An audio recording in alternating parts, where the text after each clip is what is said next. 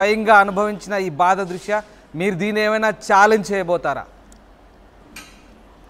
Court ఇచ్చినటువంటి sir నా ఒక్క దాంతో పోరాటం అంటే నేను చేయలేను సార్. ఇలాంటి సమాజంలోని నాలాంటి దాన్ని తొక్కి పడేస్తారు సార్. ఒక్క వాయిస్ తోని సమాజాన్ని కానీ కోర్టులను కానీ మార్చలేను సార్. ఏ చట్టం ఒప్పుకుంది సార్ అడల్టరీ లీగల్ అని చెప్పి? నాతో పాటు ఒక 10 వాయిస్లు రేస్ అయితే కదా సార్ నా వాయిస్ రేస్ అయ్యింది, వినిపిస్తుంది మీ వరకు? నా గొంతు ఒక్కటి వినిపిస్తుందా సార్ సుప్రీంకోర్టు దాకా? సార్ పోనీ ఒక్కటి మీరు మీడియాలో కూర్చున్నారు కాబట్టి మీరు చెప్పండి, అడల్టరీ లీగల్ వల్ల ఏమైనా బెనిఫిట్స్ ఉన్నాయా?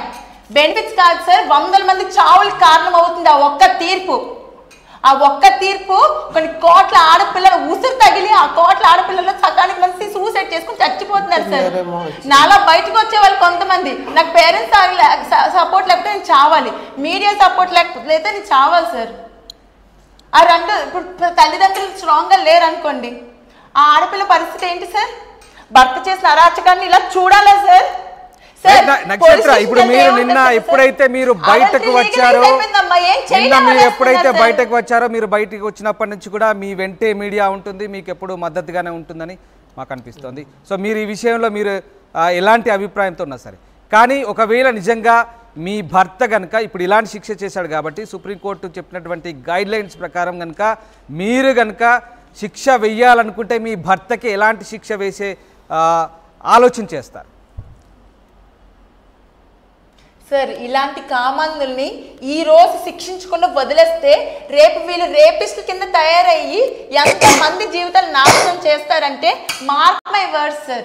ఇది జరగకపోతే అప్పుడు చెప్పండి. ఇలాంటి వాడు ఉరిశిక్ష కరెక్ట్ సార్. రైట్, అంటే ఈ అంశాన్ని శిక్ష పడితే ఇంకొకటి ఆ తప్పు చేయడానికి భయపడతాడు సార్. ఈ విషయాన్ని మీరు చెప్తున్నటువంటి సోకాల్డ్ అడల్టరీ విషయాన్ని మీ భర్త ఎప్పుడైనా మీతో ప్రస్తావించాడా? సుప్రీంకోర్టు ఎట్లా చెప్పింది, నాకేంటి మొగాన్ని అన్నారా? సార్ వాడు ఏ సినిమా అయితే బ్యాక్ డోర్ అనే మూవీ చేశాడో ఓకే, అదొక వరస్ట్ సినిమా సార్. ఆ సినిమాలో ఒక డైలాగ్ ఉంటుంది, ఆ అమ్మాయి కొంచెం ఇలాగా హీరోయిన్ అంటది ఇలా చేయడం ఓకేనా కరెక్టేనంటే సుప్రీంకోర్టు అడల్టరీ లీగల్ అయ్యింది అన్న డైలాగ్ ఆ మూవీలో ఉంది sir. Please go through it.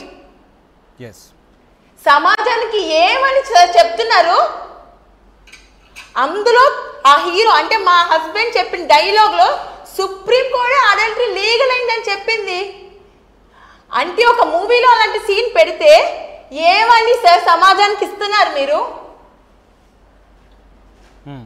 Adultery legalise అయింది, పెళ్ళి అయినోడైనా పెళ్లి కానోడైనా ఎవరైనా సరే వెళ్ళి రూముల్లోకి వెళ్ళిపోమన్నా సార్?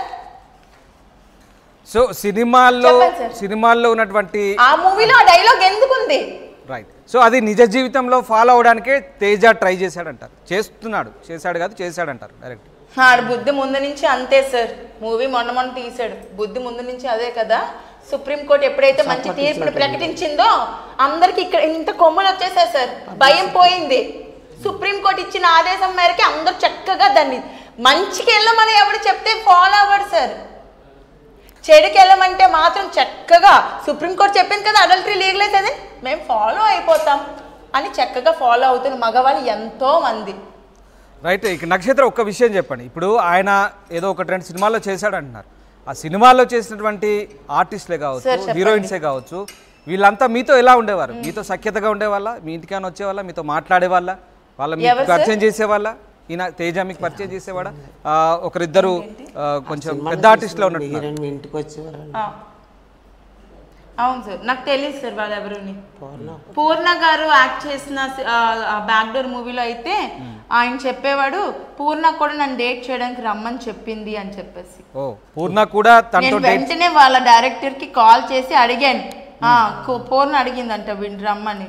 వాచిపోయింది పూర్ణ. మరి వెంటనే వాళ్ళ డైరెక్టర్ కాల్ చేసి అడిగాను సార్, ఏంటి సార్ ఇలా జరుగుతుందంటే మీ ఆయన ప్రతి ఒక్కరితో అలాగే మాట్లాడతాడమ్మా, అవి నువ్వు పట్టించుకోక, పూర్ణ గారు అలాంటి వారు కాదని చెప్పారు.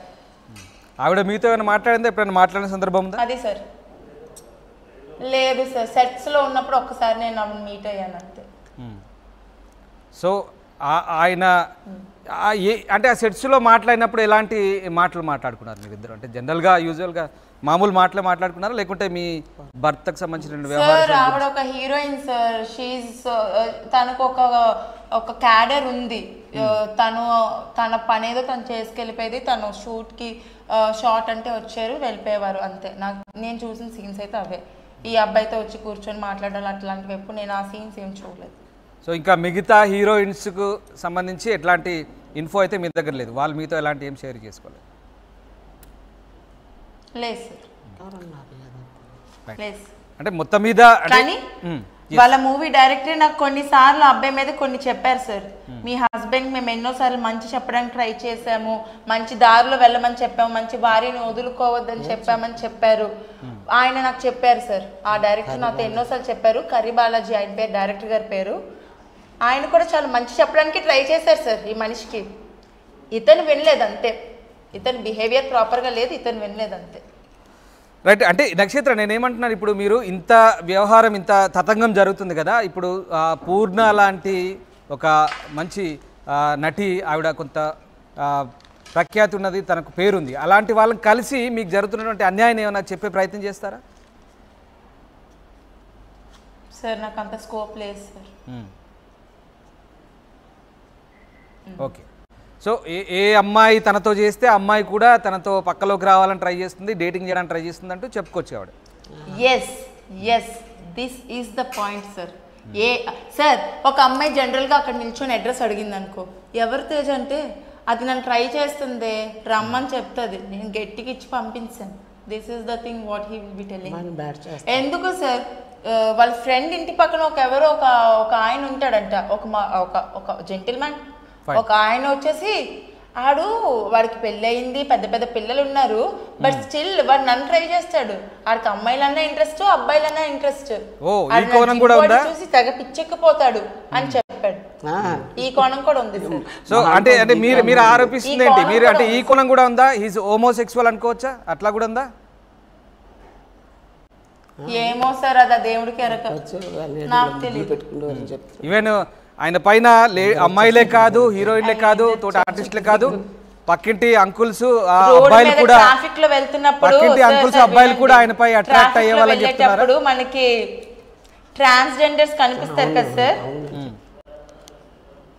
ట్రాఫిక్స్ దగ్గర గట్రని. అంటే ఈ తేజ చెప్తున్న దాని ప్రకారం మగవాళ్ళు కూడా తేజ అట్రాక్ట్ అయ్యేవాళ్ళు. కార్ లో నుంచి కిస్ చేశారని చెప్తాడు సార్. ఎవరు? అవును సార్, ట్రాన్స్జెండర్లు. అచ్చా, రైట్. అంటే చాలా కోణాలు బయటపడుతున్నాయి ఇక్కడ. ట్రాన్స్జెండర్లు వదలలేదు, ఈవెన్ అంకుల్స్ కూడా తేజపై బాగా మోజు పడేవాళ్ళు. అమ్మాయిలే కదా, అంకుల్స్ కూడా మోజు పడేవాళ్ళు. వీడు అందగాడంటే సార్, ఒక రికార్డు వినిపించాను కదా, ఇంత అందగాడిని మోహన్ చూపించు అని అమ్మాయిలో పడిపోతుంటే ఎందుకు నేను ఒక అమ్మాయి కోసం ఇంత హైప్ అయిపోతున్నానా అని ఫీల్ అవుతున్నాను. సరే, ఇక్కడ సినిమాలు అంటున్నారు, సినిమాలకు సంబంధించి మీరు నిన్న ఆరోపణ చేసినట్టున్నారు. సినిమాలకు సంబంధించి మీ బంగారం కూడా తాకట్టు పెట్టాడు, మీ డబ్బు తీసుకెళ్ళాడు అన్నారు. మీరు ఏంటి, ఎంతవరకు నిజం? నిజంగా అంటే సినిమాల కోసం మీ దగ్గర ఈ డబ్బు బంగారం ఇవన్నీ ఊడ్చుకుపోయాడా?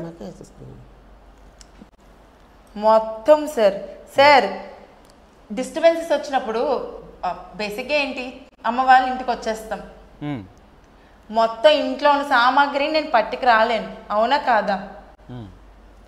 నా బీరువాలో ఉన్న బంగారం కానీ, నా బీరువాలో ఉన్న చీరలు కానీ సార్, పట్టు చీరలు అమ్మేసుకున్నాడు సార్. ఇది మీరు నమ్ముతారా? 3 లక్షలు ఓట్లే, ఆడపిల్ల చీరలు అమ్ముకున్నాడు. Even I have those proof.